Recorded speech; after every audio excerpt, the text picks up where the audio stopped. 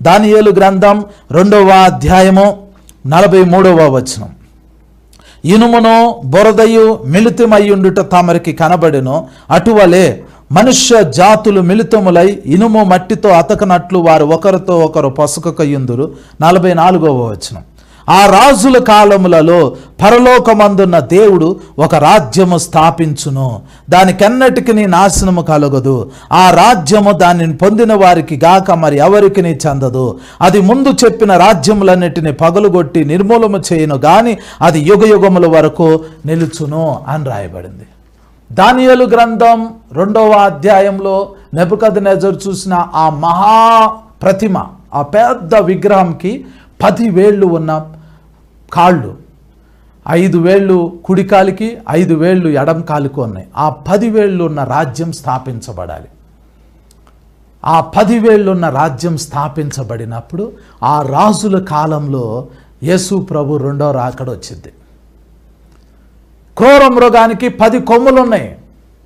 10 కొమ్ములు బయటకు వచ్చినప్పుడు యేసు ప్రభు రెండో రాకడ వచ్చింది. 10 కొమ్ములు ఎప్పుడు వస్తాయి? 10 రాజ్యాలు కలిసి ఈ భూమి మీద ఒక సామ్రాజ్యాన్ని స్థాపిస్తాయి. బబులోను పరిపాలించేటప్పుడు మీరు లేరు, అప్పుడు మనం పుట్ల. మాదియా పారసీక రాజ్యం పరిపాలించేటప్పుడు మనం పుట్ల. అలెగ్జాండర్ పరిపాలించేటప్పుడు మనం పుట్ల.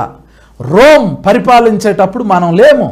కానీ మన కాలంలో ఒక క్రూర మృగము లెగవబోతుంది. దానికి 10 కొమ్ములు ఉంటాయి. ఆ 10 కొమ్ముల కాలంలో మనం ఉంటాం. ఆ 10 వేళ్ల కాలంలో మనం ఉంటాం. అప్పుడు రెండవ రాకడ వచ్చింది. రెండవ రాకడ కాలంలో మనం ఉన్నాము. మీకు ఇప్పుడు ఇంకా అర్థమయ్యేలా చెప్పాలి అనంటే, తొందరలో మనం ఒక వార్త వినబోతున్నాం. ప్రపంచం మొత్తం ఒక వార్త వినిద్ది. ఆ వార్త ఏంటంటే, ఒక సామ్రాజ్యం పుట్టింది, ఒక రాజ్యం పుట్టింది. ఆ రాజ్యం, ఆ సామ్రాజ్యము ఒక దేశం కాదు, 10 దేశాలు కలిసి ఒక్క సామ్రాజ్యంగా మారి ఆ 10 దేశాలు కలిసి ప్రపంచం మొత్తాన్ని పరిపాలించబోతున్నాయి అనే వార్త మనకి న్యూస్లో రాబోతుంది. అది వచ్చింది అని అంటే సంఘం ఎత్తబడింది, తర్వాత రెండో రాకడ వచ్చింది, అన్నీ అప్పుడు జరుగుతాయి. 10 రాజ్యాలు కలిసి ఒక రాజ్యం అవ్వాలి. ఆ 10 రాజ్యాలు ఏంటి? మనకి న్యూస్లో ఆ పేర్లు రావాలి. ఆస్ట్రేలియా దేశం, కెనడా దేశం, యూకే దేశం, అమెరికా దేశం, ఈ దేశాలన్నీ కలిసి ఒకటవుతున్నాయి అని అంటే అది కాదు.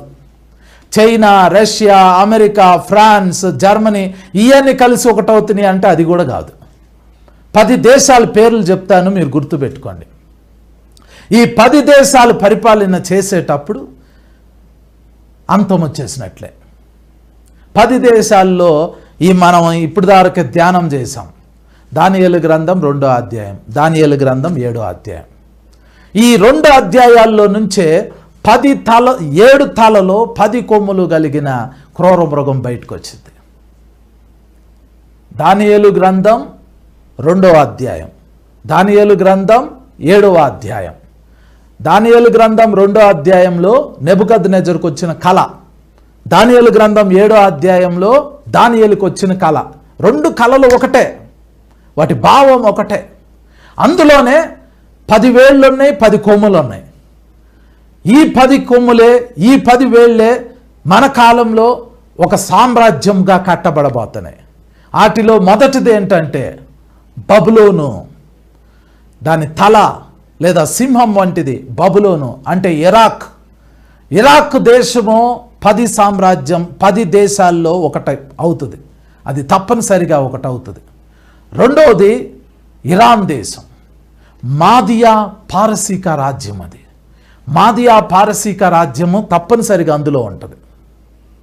అది ఉండాలి కాబట్టి మాదియా పారసీకం అందులోనే ఉంటుంది. ఇరాన్ దేశం. మూడవది గ్రీస్. గ్రీస్ పేరు మనం వినబోతున్నాం. ఇప్పుడు అది వార్తల్లోకి వచ్చింది తొందరలో.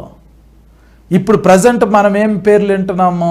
అమెరికా, రష్యా, జర్మనీ, ఇజ్రాయెల్, తర్వాత ఇరాన్, ఈ పేర్లు వింటున్నాం.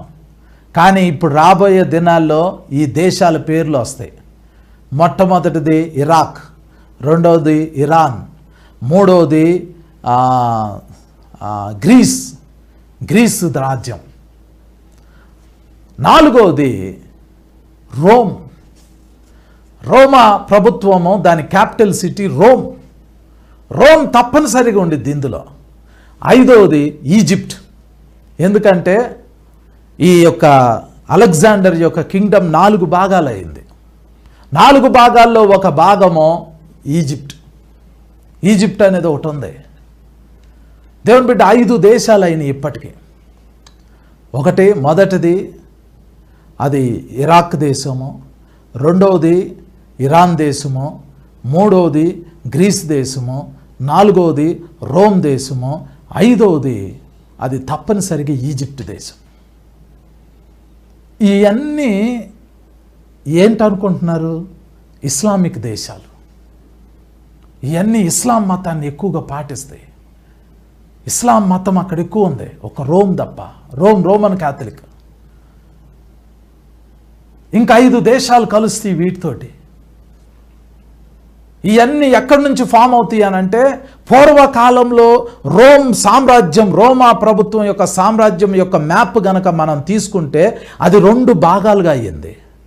ఒకటి ఈస్టర్న్, ఒకటి వెస్టర్న్గా డివైడ్ అయ్యింది రోమ్ సామ్రాజ్యం.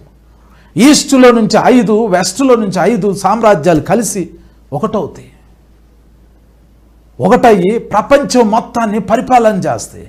వాళ్ళు గనక 10 దేశాలు కలిసి ఒకటయ్యి ప్రపంచం మొత్తాన్ని పరిపాలించేస్తున్నాయి అనే వార్త మనకు వచ్చింది అని అంటే సంఘం ఎత్తబడిపోతుంది.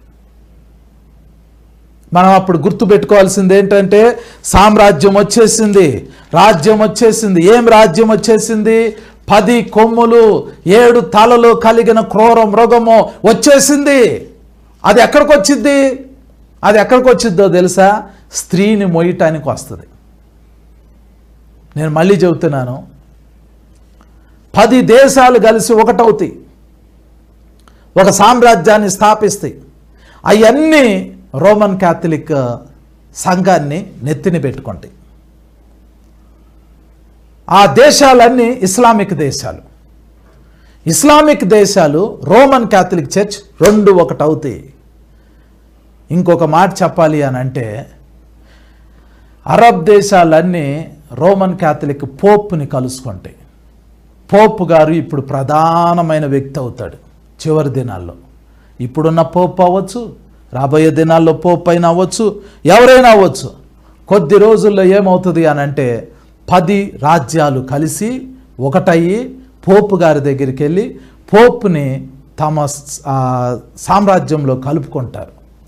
పోప్ యొక్క మతాన్ని ఇస్లామిక్ మతం తీసుకునేది, అంగీకరించింది. ఇస్లామిక్ మతము, క్రైస్తవ మతము, క్రైస్తవ మతం అంటే రోమన్ క్యాథలిక్ మతము 2 ఒకటవుతాయి. ఒకటయ్యి ఏం చేస్తాయి? ఒకటయ్యి యేసు ప్రభు యొక్క పరిశుద్ధుల్ని, హతసాక్షుల్ని చంపి రక్తం తాగుతాయి. వాటన్నిటికీ నాయకుడు క్రీస్తు విరోధి, యాంటీ క్రైస్ట్. దేవుని బిడ్డ, మనం చాలా దగ్గరలో ఉన్నాం.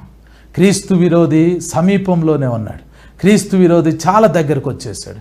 ఈ చివరి దినాల్లో, ఈ లాస్ట్ డేస్లో మనం తెలుసుకోవాల్సింది ఏంటంటే, సంఘం ఎత్తబడే దినంలోకి వచ్చేసాము. ఇప్పుడు యుద్ధాలు జరుగుతున్నాయి. యుద్ధాలు ఎవరు ఆపలేకపోతున్నారు. యుద్ధాలు ఆపాలంటే ప్రపంచ దేశాల్లో 10 దేశాలు ముందుకొచ్చి మేము ఆపుతాము అని చెప్తారు, మేము సమాధానం ఇస్తామని చెప్తారు. అప్పుడు సంఘం ఎత్తబడే దినాల్లోకి వచ్చేస్తాం.